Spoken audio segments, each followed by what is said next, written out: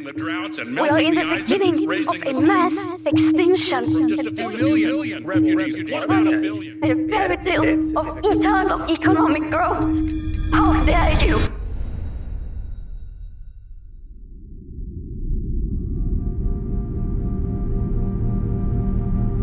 According to the latest estimates, the Earth is 4.543 billion years old. From the dense ball of fire that it was in its origins, our planet has become habitable through what we now call natural disasters. Meteorites, earthquakes, floods, hurricanes, and sudden changes in temperature have been the direct cause of everything we see around us today. The process was long, very long, and the vast majority of it occurred in the absence of humans. If we compressed the history of the Earth into a single year, we would not see our first ancestors until 6 a.m. on December 31st. Ours is a short history, but it is certainly long enough to be able to say that our success as a species has been due precisely to our great ability to adapt to the hostile environment and changing climate of the Earth. It was a hard road, full of effort and suffering, but just 200 years ago, everything changed. The human economy finally diverged from that of animals, rendering obsolete the old adage that the larger the population, the fewer the available resources. The so-called Industrial Revolution, based on the capitalist system, worked the miracle that had been denied us until then. The population skyrocketed as never before, and this, far from leading to scarcity and deprivation, filled the earth with wealth and abundance. Although economic science is able to explain why capitalism can work this apparent miracle, the irrational fear of population growth, ingrained in the human mind for thousands of years, means that many continue to expect a catastrophe that never comes. Meanwhile, these doomsayers focus on claiming that our current way of life may pose a far greater threat to the Earth than any of the natural disasters that have shaped it over millions of years. The argument is well known. Our current development, based on capitalism born of the Industrial Revolution, is overly dependent on fossil fuels. When used, these fuels release large amounts of carbon dioxide, one of the best-known greenhouse gases, and their emission causes a rise in temperature across the planet. A rise whose consequences, calculated using the most sophisticated computer models, will be catastrophic. Put this way, the case seems closed. We are told that the crime is to increase the Earth's temperature, that the weapon is fossil fuels, on which our economic model depends, and above all, that the culprit can be none other than human beings. To accept this thesis would inevitably mean abandoning the long-awaited path to prosperity that began just 200 years ago. Given the seriousness of the matter, it would be wise to have the most reliable evidence before passing final judgment. But do we have it?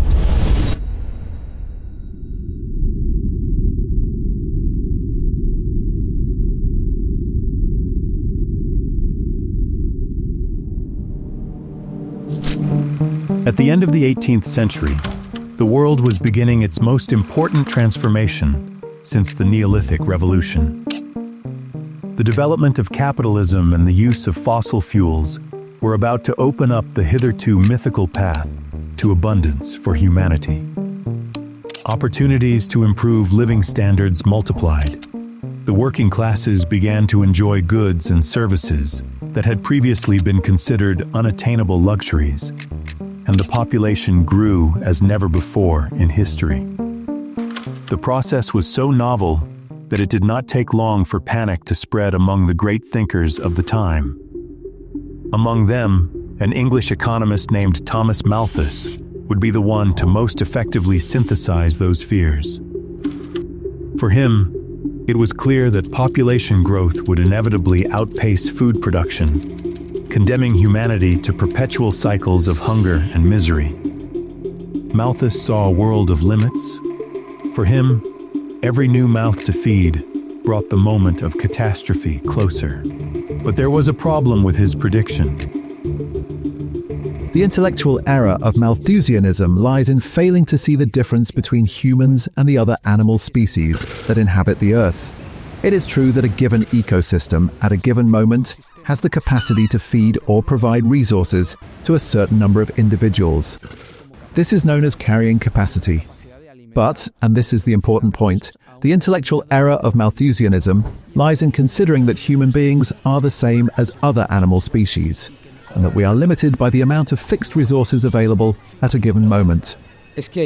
We must begin by rejecting the main premise. It is not true that there is overpopulation. The entire human population could fit into an area slightly larger than half the size of a country such as Argentina, but with the population density of Brussels. This means that the human population could easily be increased tenfold, or even 100-fold, triggering an explosion of creativity and prosperity beyond our wildest imagination. Their estimates are based on exponential growth of everything negative, and on assuming that technological progress is impossible.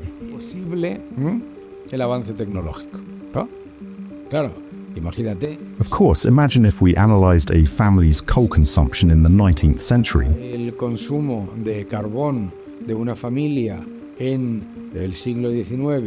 And compared it to our expectations of having heating, etc., and then extrapolated that to 6 billion people and then to 8 billion. And of course you say, my God, we're running out of coal. In the 1980s, the world was still debating a crucial question. Would natural resources be depleted by population growth?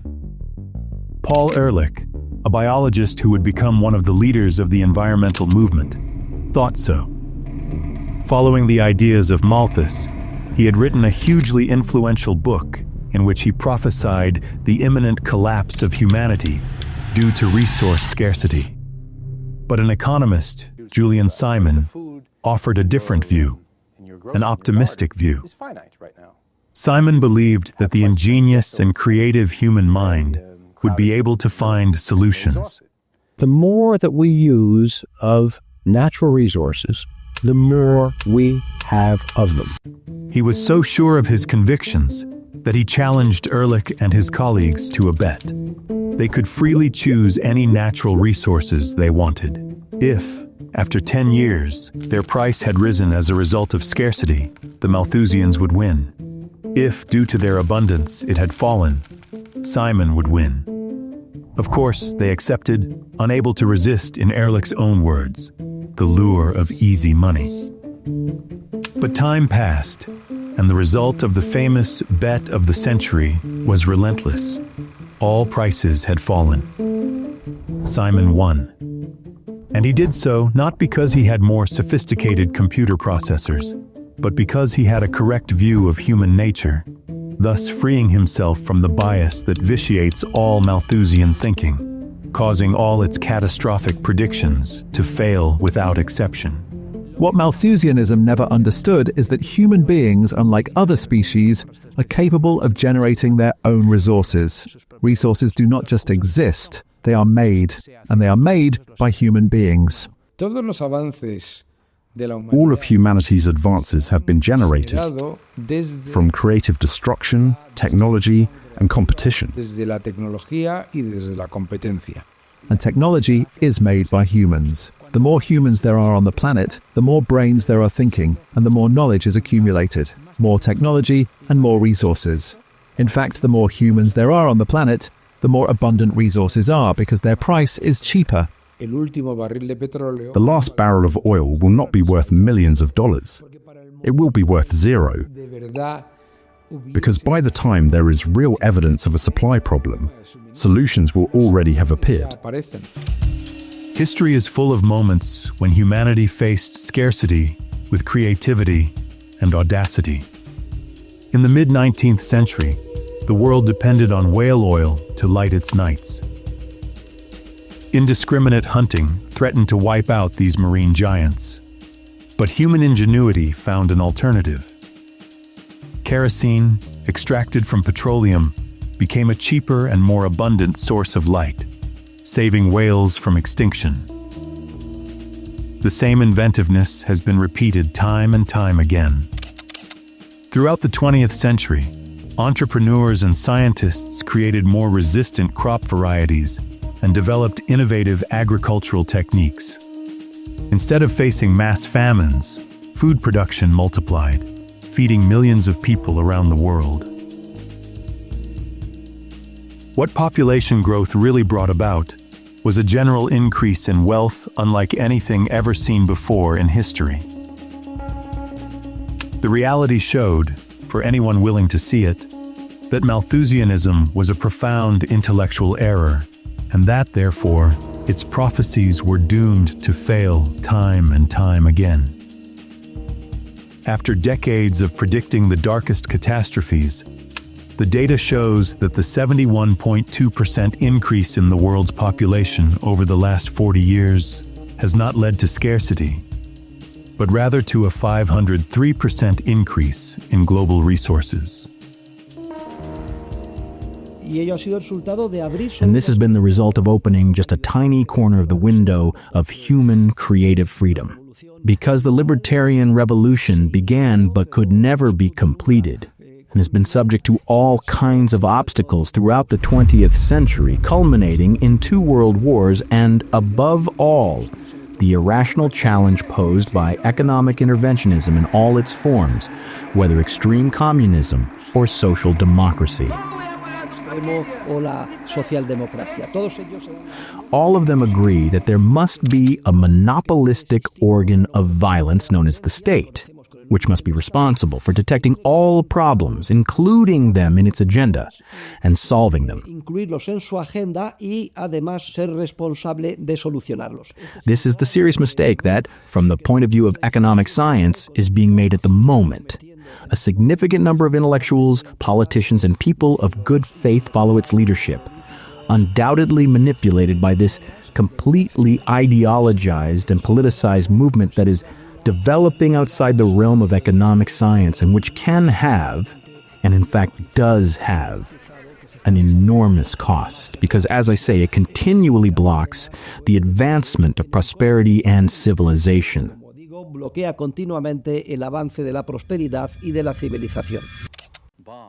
After losing his first bet, Paul Ehrlich never accepted a second one. But he did not do so because he had learned from his mistakes. Far from retracting his statements, he continued to raise the catastrophic level of his prophecies, which, despite being repeatedly discredited by reality, only increased his power of influence. Thus, in 1972, the Club of Rome, an international organization newly founded by a group of magnates and aristocrats, alarmed by the increase in the world's population, published The Limits to Growth, a book that would become a huge bestseller.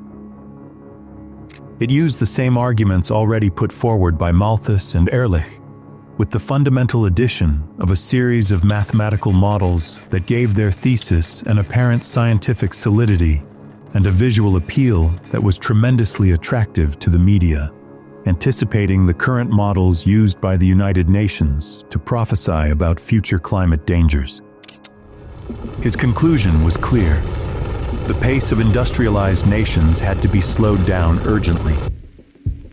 One of the club's main leaders, Maurice Strong, asked in 1990, "Is not the only hope for the planet that the industrialized civilizations collapse?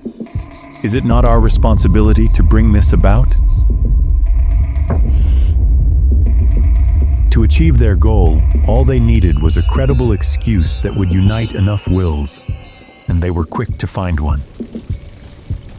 The solution they found was written in one of the club's main publications, where they expressly confessed that in searching for a new enemy to unite us, we suggested that pollution, the threat of global warming, water shortages, famine, and the like, would fit the bill.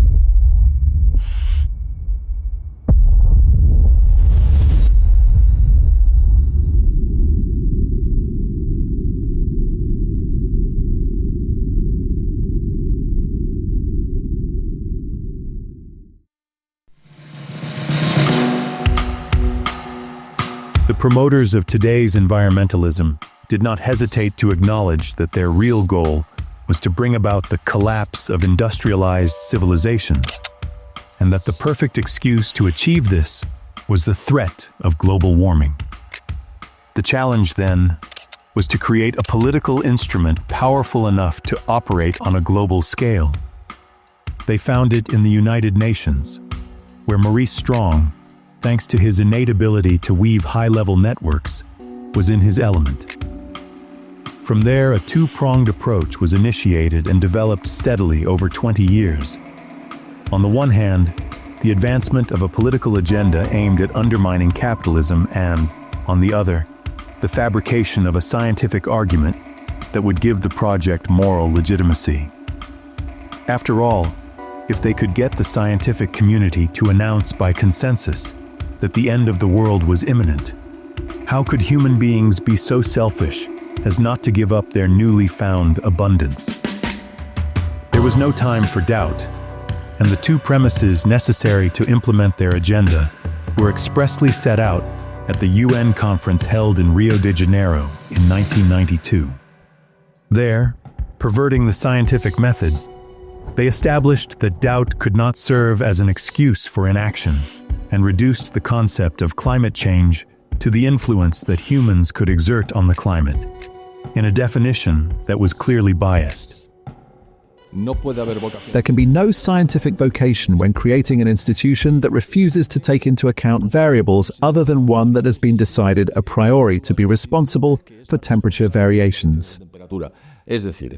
That is to say, neither the sun, nor changes in the Earth's rotation, nor changes in the Earth's inclination, nor the intervention of methane, nor chlorofluorocarbons. All of these are automatically excluded from the scientific interest of the IPCC. Science is a matter of contrasting hypotheses that explain certain facts, and those facts are these. I have this hypothesis, you have that one, and maybe the truth lies somewhere between the two, or maybe yours is the right one. Anyway, all this kind of thing requires a lot of debate, and what is clearly obvious is that if there is no debate, there is no science. From the outset, those who advocated blaming humans for climate change faced the irresolvable paradox of needing scientific backing, while at the same time freeing themselves from the constraints of the scientific method. A landmark case occurred in Madrid in 1995, just before the conclusions of the IPCC's second assessment report were released. Expectations were high. Everyone expected that report to finally provide conclusive evidence of human influence on the climate. However, the group of scientists responsible for drafting the technical report did not find any. Despite the pressure they were under, they made it clear that there was no conclusive evidence of human culpability, and that any claim to that effect would remain controversial until the uncertainties about natural climate variability were reduced. The IPCC is a United Nations body created by the World Meteorological Organization and a United Nations department that deals with climate. And what they do is issue two types of reports. A long report, tedious for a non-scientist but well-founded, with important analytical elements, although necessarily biased.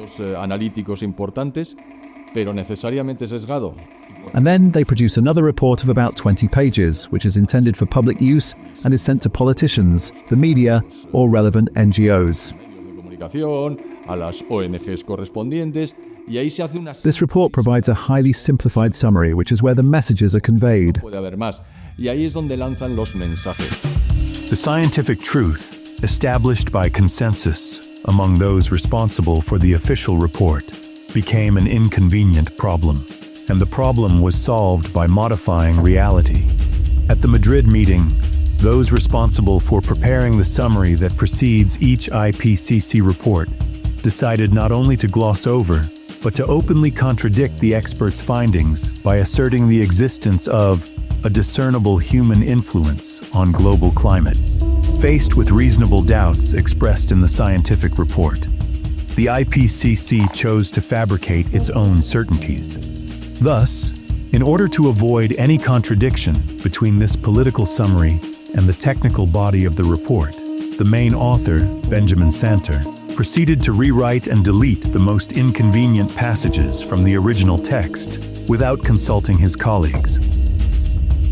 Although few in number, there were respected voices that spoke out against this outrage, such as that of Dr. Frederick Seitz. In my more than 60 years as a member of the American scientific community, including service as president of both the National Academy of Sciences and the American Physical Society, I have never witnessed a more disturbing corruption of the peer review process than the events that led to this IPCC report. But by then, it was too late. The global media replicated the new narrative as absolute truth, while critical voices were silenced through smear campaigns. This episode marked a turning point. Climate science became a political tool, setting aside reasonable doubt to embrace manufactured certainty. The Madrid episode was soon forgotten, not because it was unimportant, but because an even bigger scandal was yet to come. In 1999, a group of American scientists led by Michael Mann published an article in Nature magazine. But what was striking was not so much the text as the accompanying graph, which quickly caught the world's attention because, contrary to all the scientific evidence accepted until then about the historical evolution of the climate, it showed a new reality. According to its authors, from the earliest date considered until the dawn of the 20th century, the temperature remained virtually flat, only to rise sharply in the 20th century due to human-induced CO2 emissions. This graph, popularly known for its shape as the hockey stick, automatically became the symbol of the entire environmental movement. At last, they had found the visual representation that summarized their thesis. Why? It's simple. It's graphic. It's very well thought out. It's a lie. But hey, that doesn't matter. The worst thing about these examples of methodological corruption is not the specific cases themselves, but rather the silence of a large part of the scientific community. Even worse is the complicity of the IPCC itself, the recognized official spokesperson for global climate science. The fact is that climate science seems to be governed by its own rules. Attitudes that would lead to disqualification in any other scientific field have become commonplace in the case of climate science, and errors that should lead to general discredit seem to be rewarded with greater prestige. Such is the case with the climate models used in each and every IPCC report. These models aim not only to predict future climate behavior, but also to anticipate the political and economic consequences that climate change will bring. That is why governments take them very seriously and base a large part of their policies on them. The creators of models of all kinds, and in this case, climate models, are people with extensive technical training. The problem is that models will never be able to introduce all the necessary variables, nor will they weigh the relative importance of each variable or its behavior, no matter how much they refine the algorithm. There are many variables that involve many things that are not controlled, others are poorly understood, and some are unknown. These kinds of things vary, but at the end of the day, you have a model and you get results. But those results are nothing more than a simulation that allows you to advance your knowledge of something, but it is not an absolute and eternal truth. Of course, the graphs look very nice and colorful. Until the end of the 20th century, the entire scientific community agreed, with the usual discussions in the world of science, discussions that make science so valuable for advancing knowledge, that the primary factor causing climate change was the energy coming from the sun. But suddenly CO2 appeared on the scene, and now all climate models prioritize the role of human-generated CO2 and minimize all other parameters. And that is why they are so wrong. If you look at the graphs showing the results, you'll understand why they resemble a plate of spaghetti.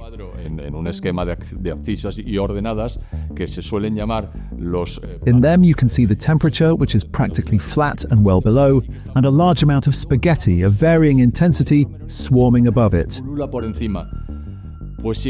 Well, undeterred, they continue to make calculations and estimates using all kinds of programs to say that the temperature is going to rise, regardless of the fact that they have systematically failed in 100% of their probabilistic estimates, which is easy to say.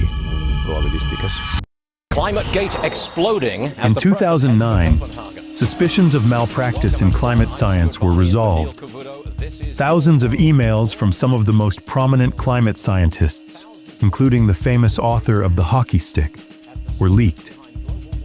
The case, known as ClimateGate, clearly showed not only the manipulation of statistical data, but also continuous attempts to suppress information, block critical studies, and exclude critical scientists from the debate with the intention of fabricating a false consensus based on hidden data and manipulation. To the point that there is an expression used in some of the documents, which is hide the decline, somehow confessing to concealing the drop in temperatures because it would spoil the hockey stick shape. Well, that was discovered and had no impact. Why? Because it went against the canon. It went against the revelation. We are talking about a religion. We are not talking about science. People are made to believe, they are not made to think. And for people to believe and accept as true the hypothesis of man-made global warming, perhaps the most effective argument has been the supposed scientific consensus that supports it. This consensus, whose existence seems to have been accepted by society, serves as an easy and effective way to settle debates and dismiss doubts. Just as in the past, the word heretic was enough to condemn those who questioned the dominant dogma, today it is enough to label any scientist who deviates from the official line a denier, not only to silence them, but to put an end to their professional career once and for all. According to the dictionary, consensus implies unanimity among everyone. Therefore, if not everyone agrees, there is no consensus. But in this case, there is not even a majority. But regardless of everything, consensus is not a scientific value. That is, Isaac Newton's theory of gravity, which for centuries was the general consensus, was changed by Albert Einstein alone. The supposed scientific consensus is yet another case of manipulation, and perhaps one of the most important. In order to give it greater credibility, they have even quantified it with the famous figure of 97%. This percentage, presented as irrefutable proof that there is no debate, comes from a study that reviewed thousands of scientific articles on the causes of climate change. Of all of them, it turned out that only 2% pointed to humans as responsible for at least 50% of global warming, something unacceptable to those who sought to give solidity and specificity to the famous consensus. Far from giving up, the authors decided to change the criteria used and include articles that merely suggested human influence or mentioned it without quantifying its importance. Thus, by adding categories and reinterpreting the data, they managed to inflate the percentage to the famous 97%. The caveats, the doubts, all that is left out, and it says that anyone who has not answered, no, humans are not at all responsible, is because they think they are. These are crude manipulations.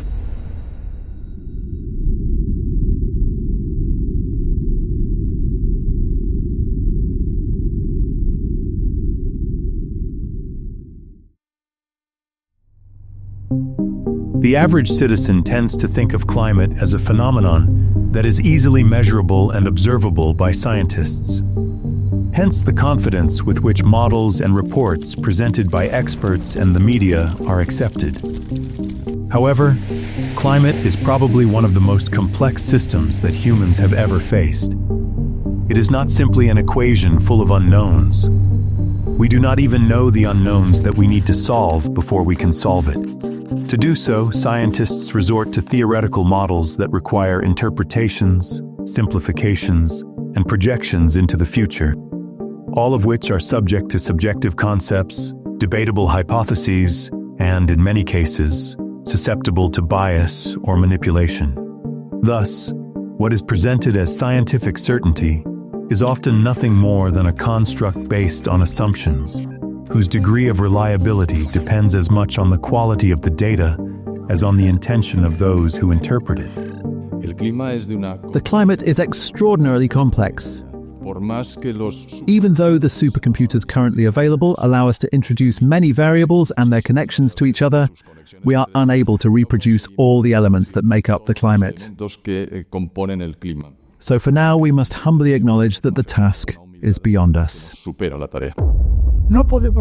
We cannot observe the climate. We deduce the climate from observations, and those observations are subject to statistical processing. In turn, that statistical processing can be done objectively, or let's say intentionally directed.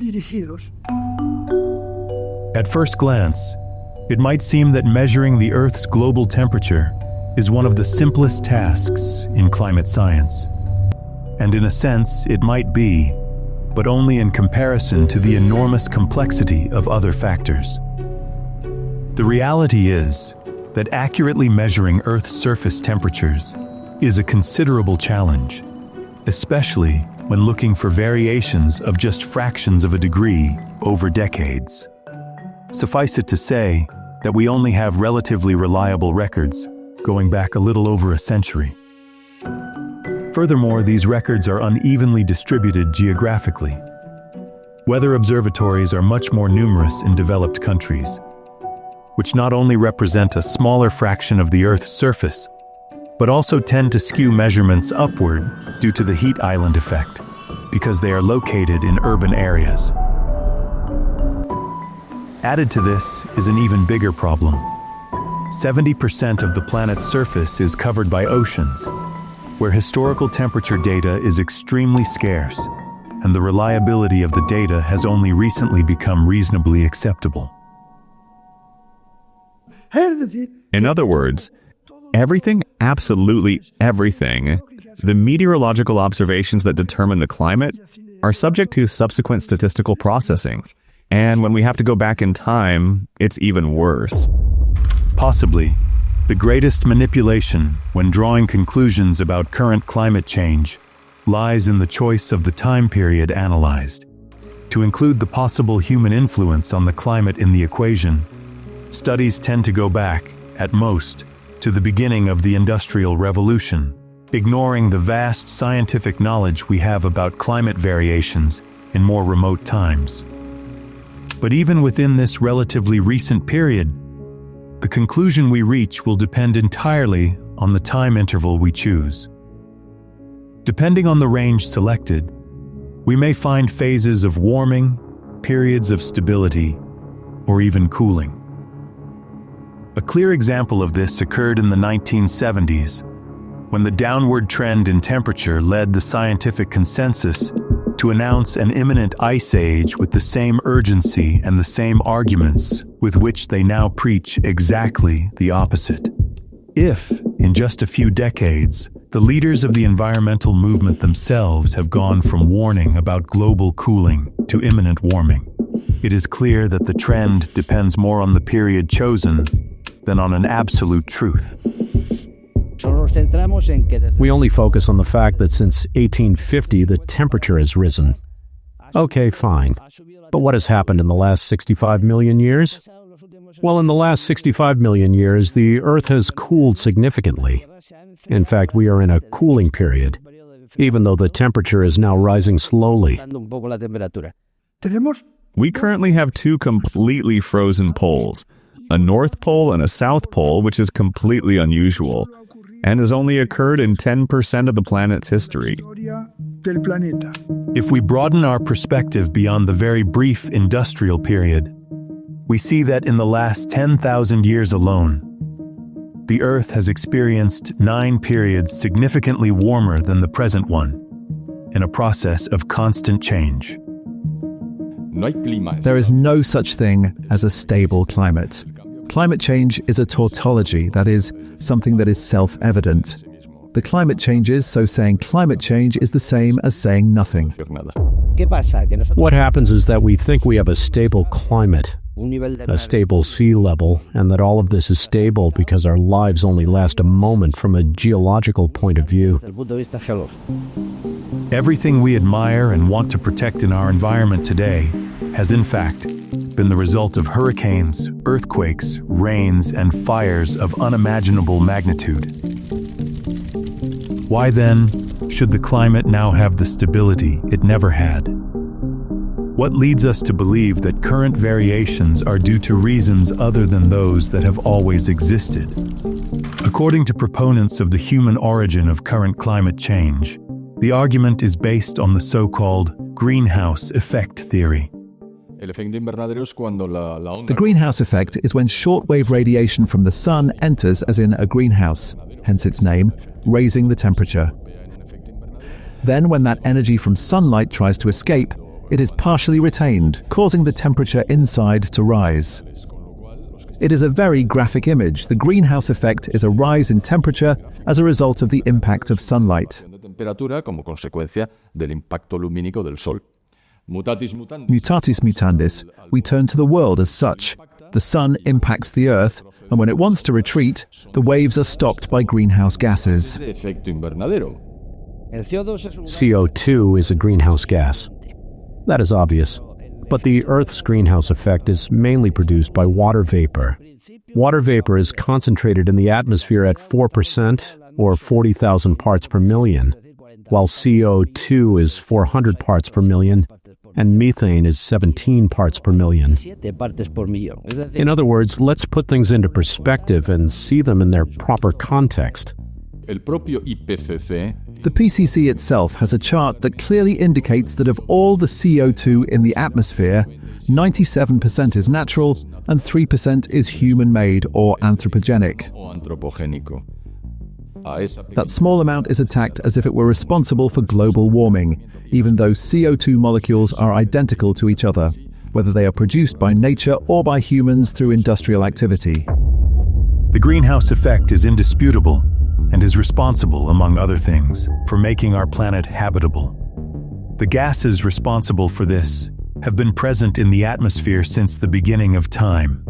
It is undeniable that humans have been emitting CO2 since the beginning of the Industrial Revolution. This CO2 blends indistinguishably with that of natural origin, participating in the whole series of chaotic interrelationships that give rise to what we call climate. Now, if the climate is no longer an equation full of unknowns to be solved, but one in which we know we are missing data, how can we believe ourselves capable of calculating the exact influence of that minimal amount of CO2 that comes from human industrial activity?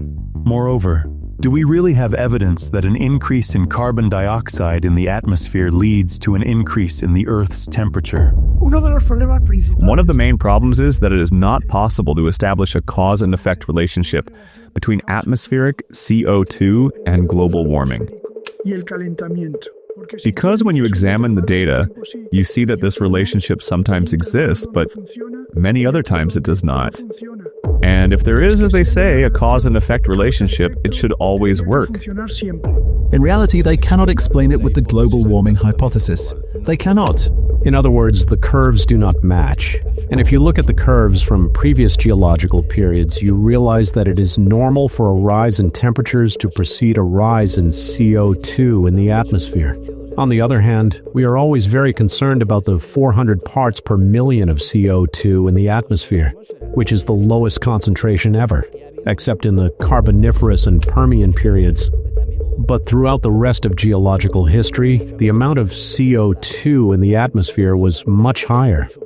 CO2 is the scapegoat because its emissions can be controlled.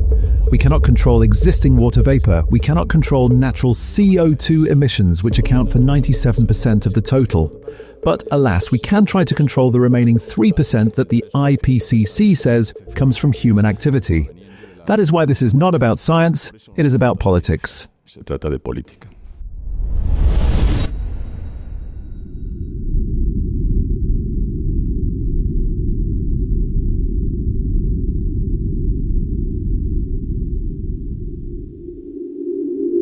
That this is not about science, but politics, is not an accusation. The very promoters of the environmental movement confessed as much in their founding texts and statements. They explicitly acknowledged that the threat of global warming was merely the perfect excuse to mobilize opposition against the real enemy, the progress generated by capitalism and the Industrial Revolution. Since then, the discourse has been sustained by the systematic distortion of the scientific method, with manipulated data such as the hockey stick graph, artificially manufactured consensus, and the most relentless censorship strategies. But nothing reveals its political nature more clearly than the implementation of its own ideas. When observing how they act when in power, it is difficult to avoid the conclusion that, far from wanting to solve the problems they denounce, they seem more interested in aggravating them.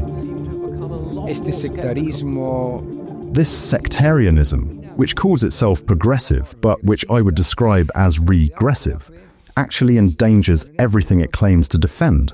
We have seen how the completely misguided decision by the political spectrum in Germany to phase out nuclear power has resulted in a significant increase in coal consumption.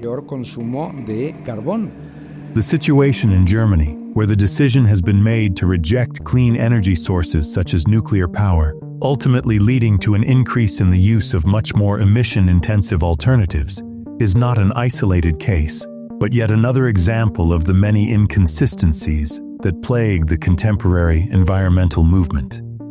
The alarmist tone with which the climate crisis is presented contrasts with the fact that we are living in the era with the fewest deaths caused by natural phenomena in history. It is insisted that the electric car is the solution for clean transportation, but at the same time, trade barriers are imposed that make it more expensive for the general public to access. They say they are concerned about the hunger and misery that global warming could bring, but they condemn developing countries to not being able to access the same energy sources that made our prosperity possible. One after another, these decisions paint a pattern that is difficult to ignore, and it is striking that none of them seem to be really focused on solving what they say is the big problem of climate change. And it is particularly striking because they are not really concerned about this problem. This problem is just an excuse to impose certain social agendas such as the degrowth agenda and neo-Malthusianism, which they ride on, whereby they consider humans to be a virus for the planet and a virus that must be exterminated and meant.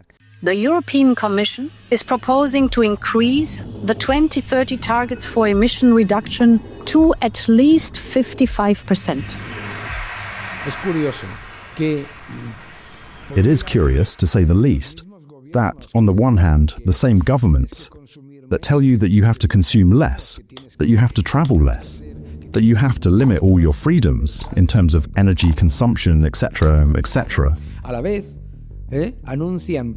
are at the same time announcing multi-billion-dollar stimulus plans to increase public consumption. Because public consumption is not exactly decarbonized. Not at all. La subida en el precio de los combustibles sabemos que afecta a todas las familias y por eso les anuncio que el gobierno efectuará una bonificación mínima de 20 céntimos en cada litro de combustible hasta el 30 de junio. All these contradictions are the result of the original sin of environmentalism, the idea that human beings, far from being creators of solutions, are above all agents of destruction.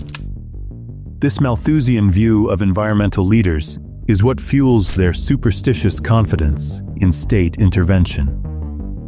However, economic science, the great absentee in the entire environmental movement, shows that interventionism can never work for one essential reason. By restricting human freedom, bureaucrats block precisely the information they would need to make informed decisions. Thus, their catastrophic predictions do not come true because they are inevitable, but because they themselves prevent the solutions that could avert them. There are basically three reasons why it is not possible for the state or governments to obtain the information they need to solve climate change. Firstly, the enormous volume of information generated by 8 billion human beings from the moment they wake up until they go to bed. Although this is the least important argument, however, the following arguments are much more relevant because this information is not objectively verifiable. It is subjective and tacit. It is know-how that we humans learn every time we have to face a problem, even if we are unable to explain it and pass it on to a central planning body. But, in addition, the information that governments would need to solve climate change has not yet been created. Rather, it will depend on the entrepreneurial creativity of human beings facing or trying to solve problems as they arise in the future. And finally, and this is the definitive argument, it turns out that the state is coercion. This is something that is always overlooked, but the state involves the systematic use of violence. The official state gazette, fines, prison, etc., to forcibly impose the objectives set by those in power. And it is precisely this coercion and violence, insofar as it affects society and the areas in which it has an impact, that blocks the creation of information by ordinary human beings, which is precisely what the government vitally needs in order to eventually solve the problems of climate change. This is therefore an essential argument in economic science that has so far been ignored or denied. And it is essential to take it into account in order to clarify the situation we find ourselves in and the possibilities for solving the problems that affect us. This warning is nothing new. More than a century ago, economists Ludwig von Mises and Friedrich Hayek explained that without private property and free prices, governments cannot access the information they need to coordinate a complex economy. That is why when the intellectual world was celebrating the first steps of the Soviet Union, Mises and Hayek were quick to warn that this system was doomed to collapse sooner or later. But very few understood this. In 1919, American journalist Lincoln Steffens traveled to the newly formed Soviet Union. Upon his return, dazzled by what he believed to be the birth of a new world order, he enthusiastically wrote a phrase that would become famous. "I have seen the future, and it works."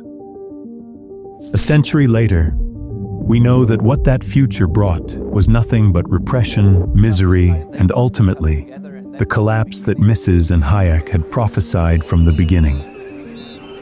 Today, 50 years after the ideologues of political environmentalism launched their project, we can already glimpse the green future they promise us and see that it does not work.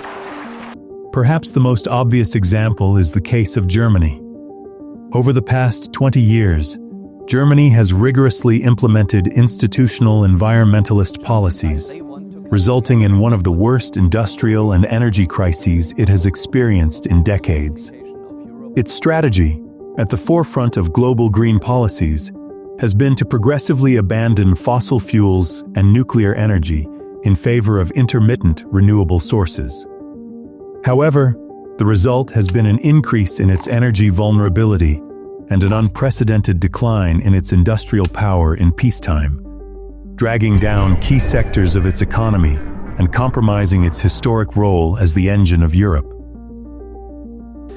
Seeing Germany destroy everything that its enormous industrial fabric represented reminds me, with all due respect, and in economic terms, of the fall of the Roman Empire. And as is happening in Germany, it is also happening in France, Italy, Spain, etc.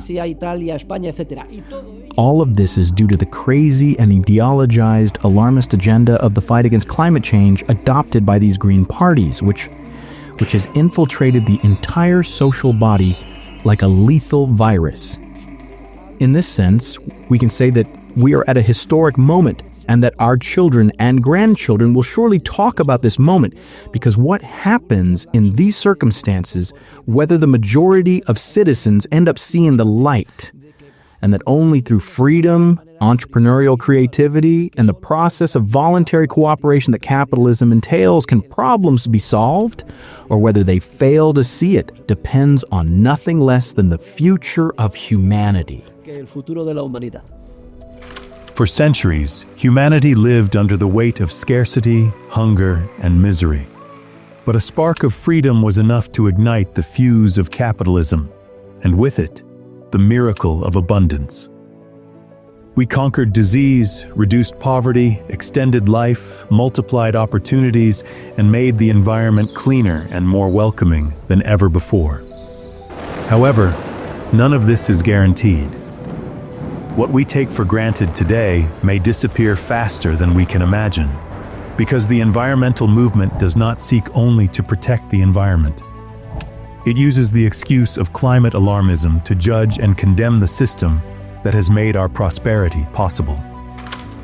But in a civilized world, any serious accusation requires more than vague convictions. It requires facts. It requires certainties, and above all, it requires convincing evidence beyond any reasonable doubt. And if these do not exist, saving capitalism is not only the fairest option, but the only one that guarantees the future of our civilization.